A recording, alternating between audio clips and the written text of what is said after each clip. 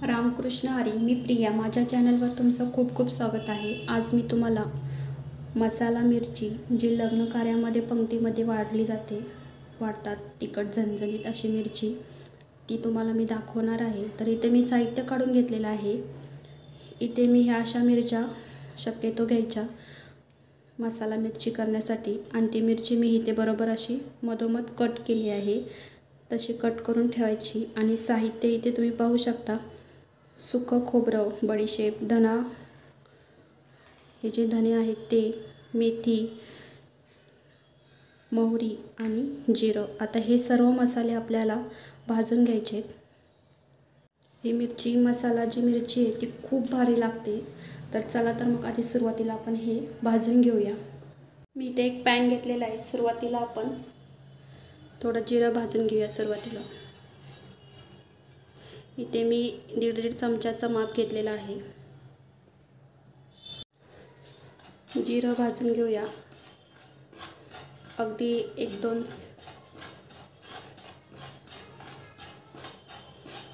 मिनिटात आपल्याला हे सगळे मसाले भाजून घ्यायचे.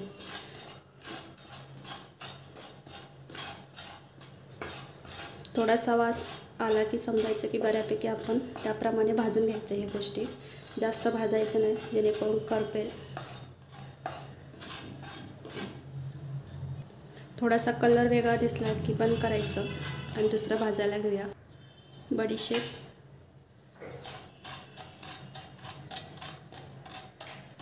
ह्याच्यात फक्त थोडंसं मेथीचं प्रमाण कमी ठेवायचं. आता इथे मी जवळजवळ सगळे 1.5 चमचा घेतले. ह्या बडीशेप, जिरं, धना,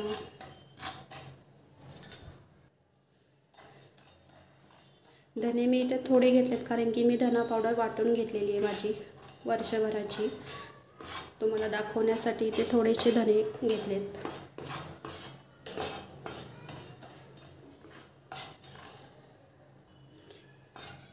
हे जे आपण जिरा, मोहरी, धने हे 1-2 मिनटं भाजायचं. जास्त भाजून नाही घ्यायचं नाही तर करपेल. हे मेन लक्षात ठेवायचं नाही तर मग मसाल्याची चव जाऊ शकते. मेथी दाणे,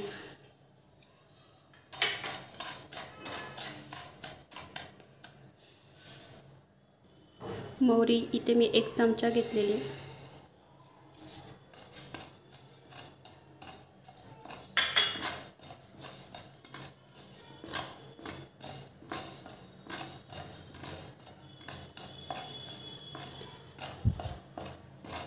इथे थोडंसं तिखट पडलं माझ्या हातातून मसाल्याच्या डब्यातलं.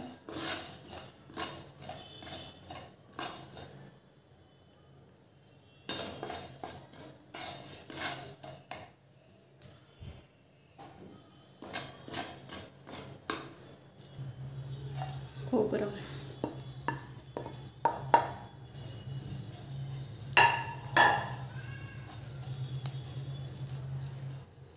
खोबऱ्याचा फ्लेवरसुद्धा छान येतो मिरचीमध्ये. खोबरं छान खरपूस भाजून घ्यायचं.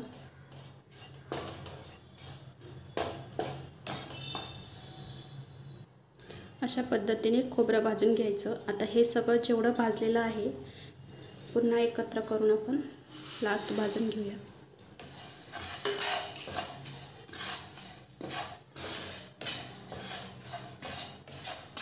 गॅसची फ्लेम लो ह्याच्यामध्ये सर्व भाजून घ्यायचं.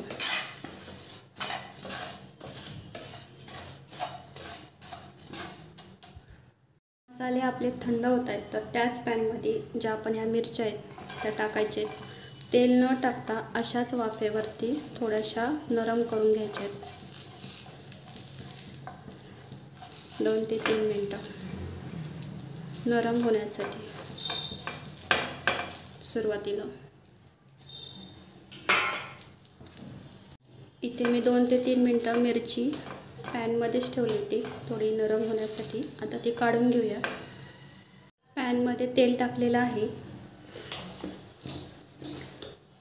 आणि इकडे मी आपले मसाले जे मी भाजून घेतले तेही थंड होऊन मिक्सरमध्ये अशा प्रकारे वाटून घ्यायचं. मस्त छान वास सुटला आहे. मसाले केला आहे त्याचा. तेलामध्ये सुरुवातीला आपण मिरच्या ॲड करू.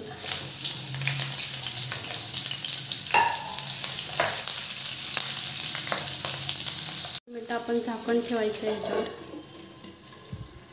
बऱ्यापैकी आपली मिरची ही वाफेवर नरम झाली आहे. आता तो मसाला आपण टाकायचा आहे सगळीकडे.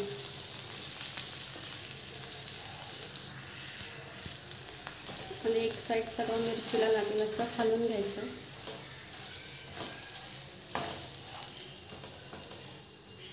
तेलाचं प्रमाण हे थोडं जास्त टाकायचं, कारण की मिरची ही बराच वेळ राहते, टिकते ही.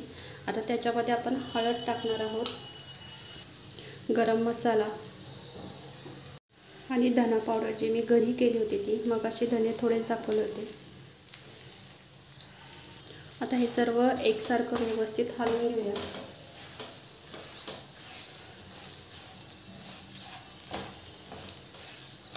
थोड्या वेळाने मीठ टाकूया. थोडीशी मिरचीला मसाला व्यवस्थित हे करून मीठ टाकून घेऊया. आता मीठ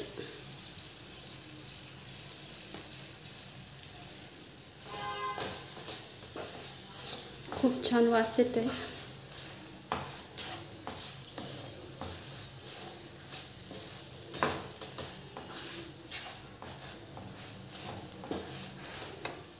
झाकण ठेवूया आपण थोडा वेळ, अधूनमधून हलवायची आधी. आता थोडंसं ह्याच्यावरती लिंबू पिळायचा, छान टेस्ट येते.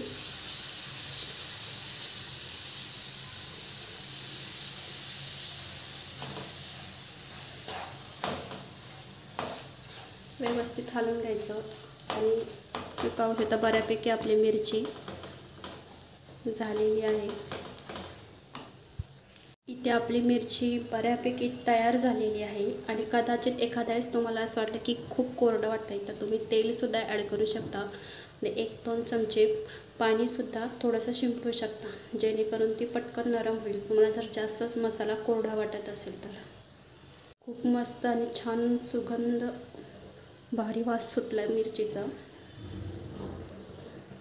आता आपण काढून घेऊया. इथे मी एका प्लेटमध्ये काढलेली आहे.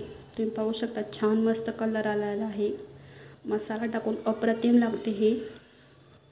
जी मी ज्या पद्धतीने केले त्या पद्धतीने नक्की ट्राय करा. मसाले जे मी वापरले ते नक्की टाका.